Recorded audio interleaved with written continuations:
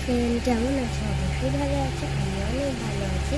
তো আমাদের স্কুলে প্রজেক্ট দিয়েছে, তো আমি এখনও প্রজেক্ট করা হয়নি। একটা ফুলদানি বানাতে দিয়েছিল, আর কটা এমনি লিখতে দিয়েছিল। বলবেন সাইড ডিজাইনগুলো কেমন হয়েছে। তোমাদের যাদের যাদের প্রজেক্ট দিয়েছে নাম্বারটা দেখে করতে পারো। এই দেখো কি সুন্দর না? প্রথমে এইভাবে করতে করতে সাইডে এরম দিতে হবে, তারপর একটা ফুল মানে সাইডে এরম ফুল এঁকে দিতে হবে এরকম।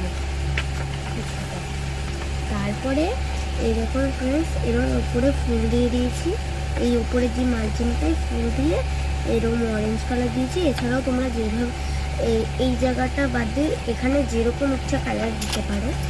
তারপর দিয়েছি এইরকম, এখানে একটা ফ্লাওয়ার রেড কালারের, এখানেও তুমি যেরকম কালার দিতে পারো। নিচটাই আমি আমার নাম দিয়েছি এরকম।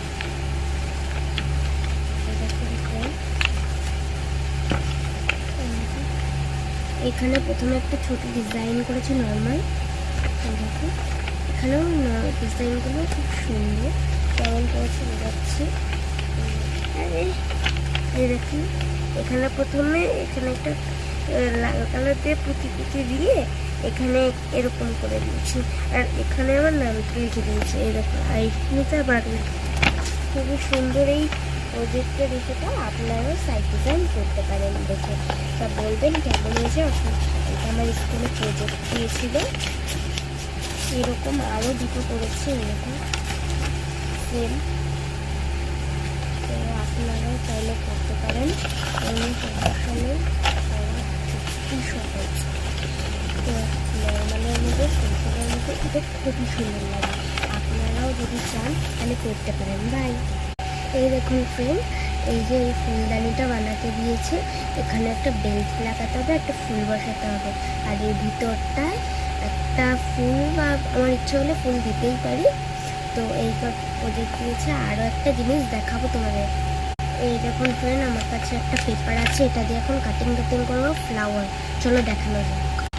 তো এই দেখুন ফ্রেন্ড, সবচেয়ে প্রথমে এমন একটা পেপার নিতে হবে, ওটাকে এরকম একটা ফোল্ড করে নিতে হবে। ফোল্ড করার পর এরকম একটা ফ্লাওয়ার এঁকে নিতে হবে। এরপর এটাকে কাট করে নিতে হবে, কেটে নিতে।